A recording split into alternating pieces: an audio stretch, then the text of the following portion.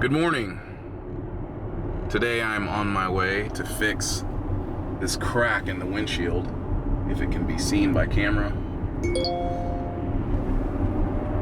And I'm fixing it right around the corner from Tesla.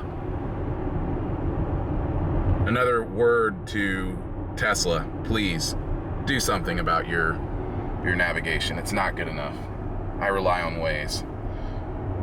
And there's Tesla down there, passing them now.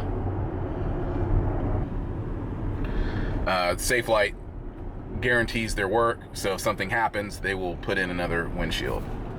So that's where we're at. I will let you know, or I will get back with another video once the job is complete. And here we are, right on time for my 9 o'clock appointment. We're gonna work on this crack. It's pushing 2 inches.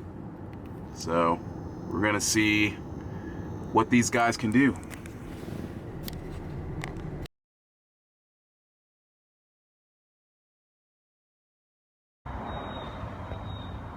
So here we are, later on in the afternoon after the Safelite sealing of the crack. It did grow a little bit up here on the top.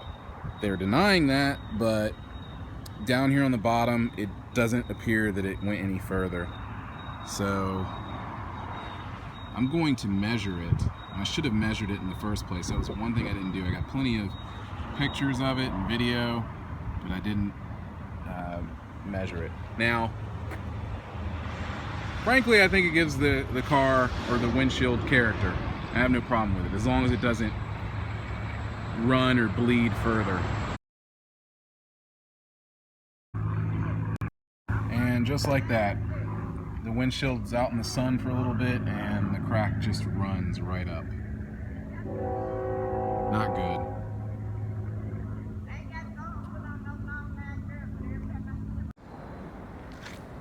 And one more time, just documenting the crack that was caused by Safelite. It was literally only about 1.5 inches, and now look at it. Just hours after they called themselves sealing it. Don't ever mess around trying to get someone to seal a crack on your windshield. It's a waste of time, total waste of time.